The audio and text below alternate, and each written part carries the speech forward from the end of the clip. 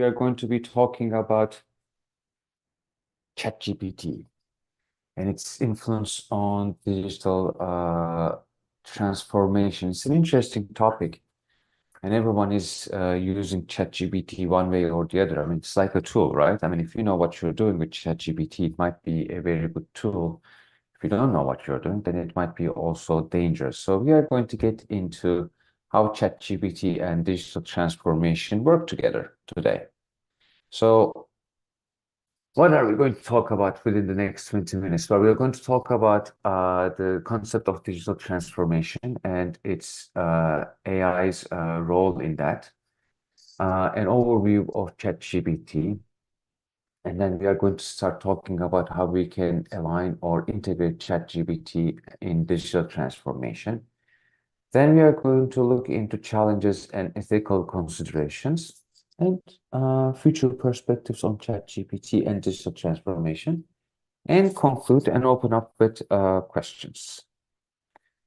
So, what is digital transformation?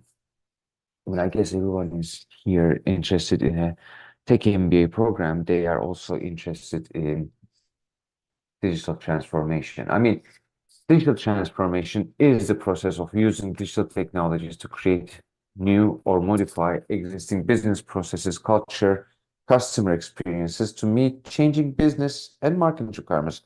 You can read the rest of the slide yourselves, but digital transformation in a way is different than digitizing. And that is the part that I would like you guys to understand, especially if you're going to come to an MBA program. And in the meantime, we have questions and answers, but I guess somebody else can take that. So digitizing is you're doing something physically, and now you're using something else, a digital medium to do that digitally. You were going to go to the bank to post a check. Now you use your phone to post a check. That's digitization. But digital transformation is more than just digitizing stuff.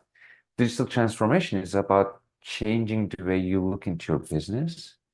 It is about changing the way how you put your customer first, and it is about how you're going to reorganize all of your organizational goals and your operations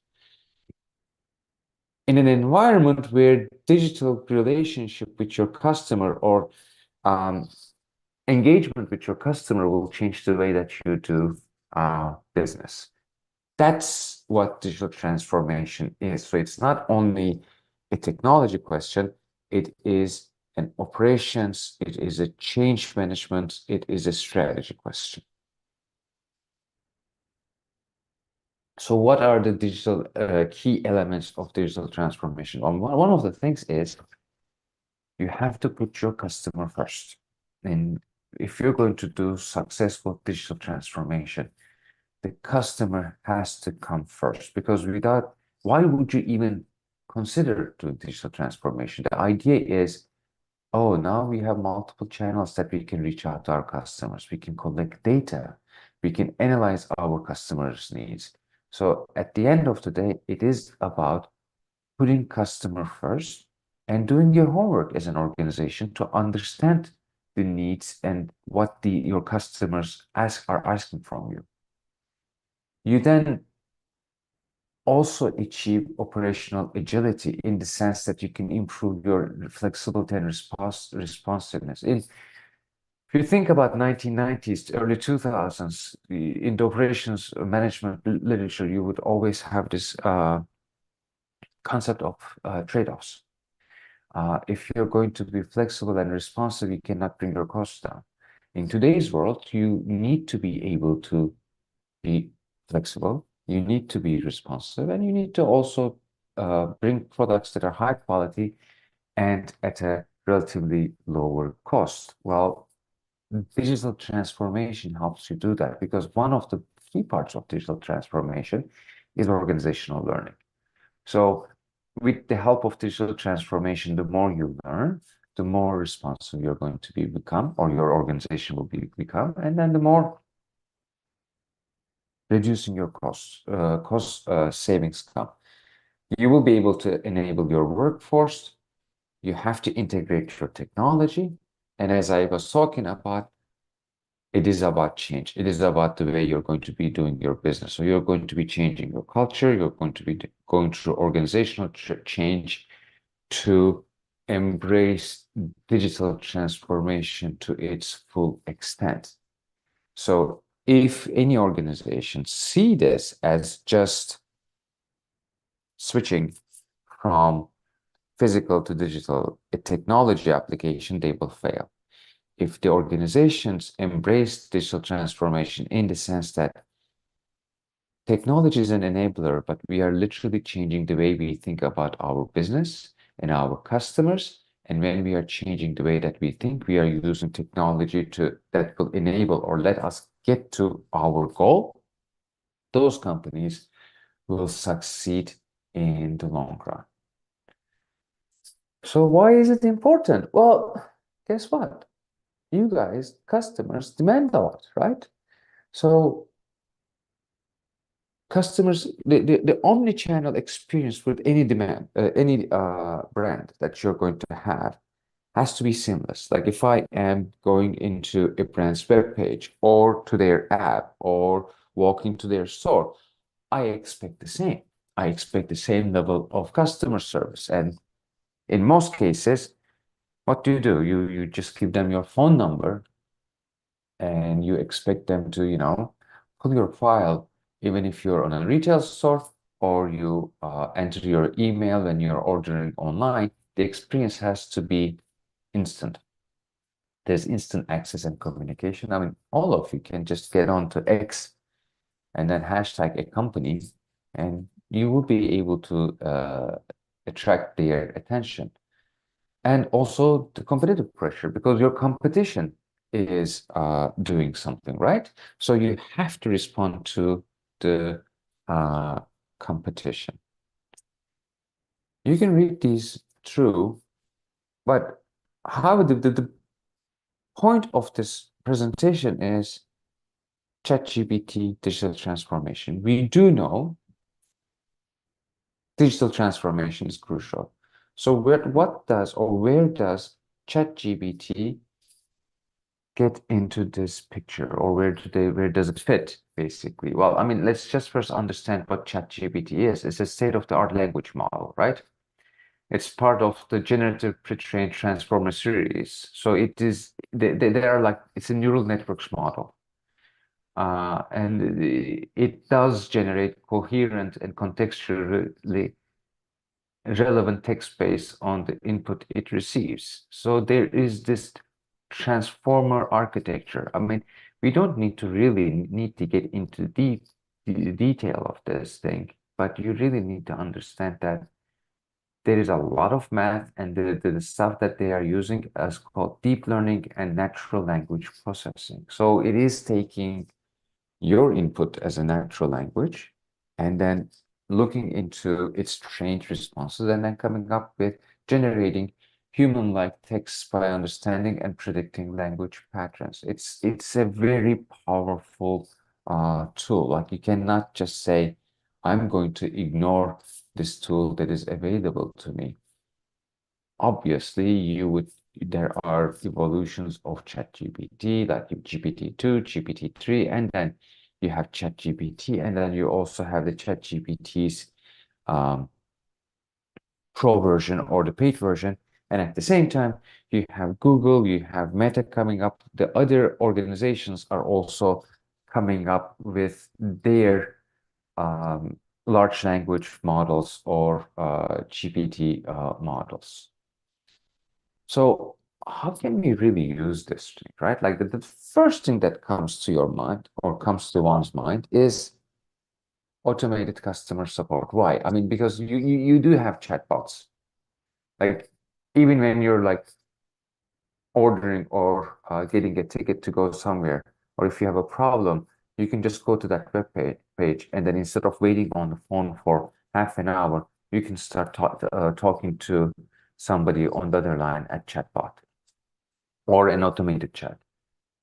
That automated support with your ChatGPT is more like human-like experience, right?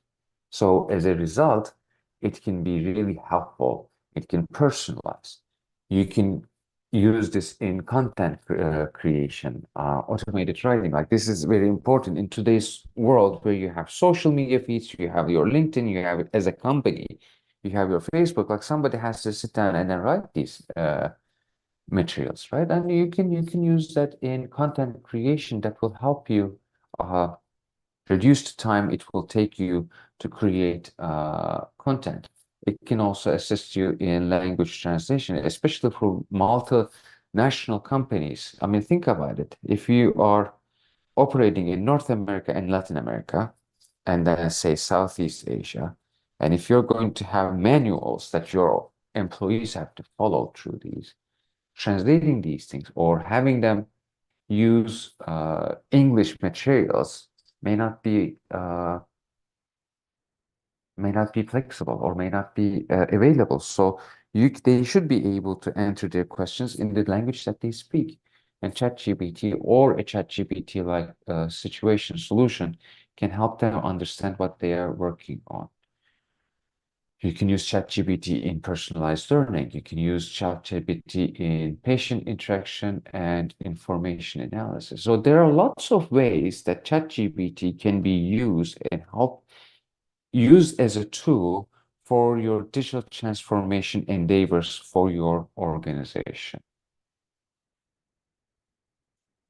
However, there are some challenges and considerations as well.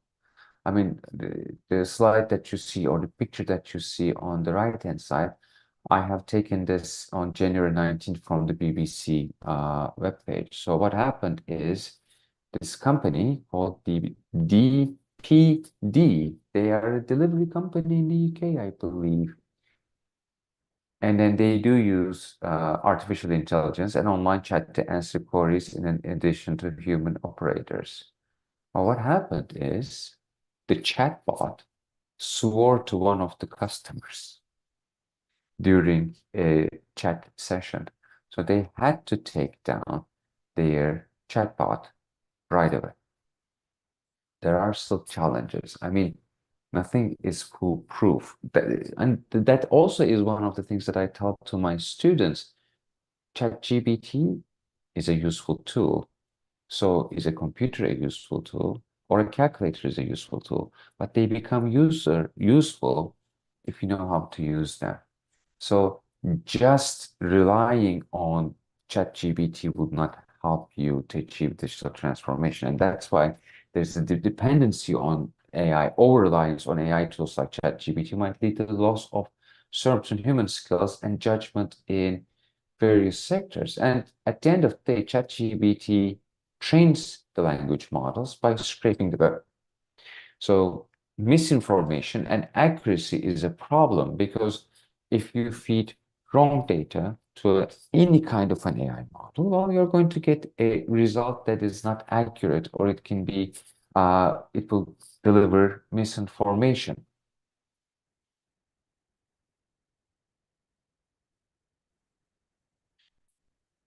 What's going to happen in the future? So you have the current challenges. People need to understand that AI will not replace people or clever people. AI replace mundane tasks. So that ChatGPT, you can start using ChatGPT uh, in a way uh, sorry about that. You can use ChatGPT in a way that is going to be helpful for you. You should be able to ask questions. You should be able to use that the way that you need your organization to be more flexible and efficient. We will see the integration of ChatGPT with other technologies, emerging technologies like virtual reality or augmented reality. And as you start seeing these things, it will become like a second nature to us because it is very intuitive. And when you start using that in an intuitive way and understand what you're doing, it will be very helpful. If you like this video, click the bell icon for more such content.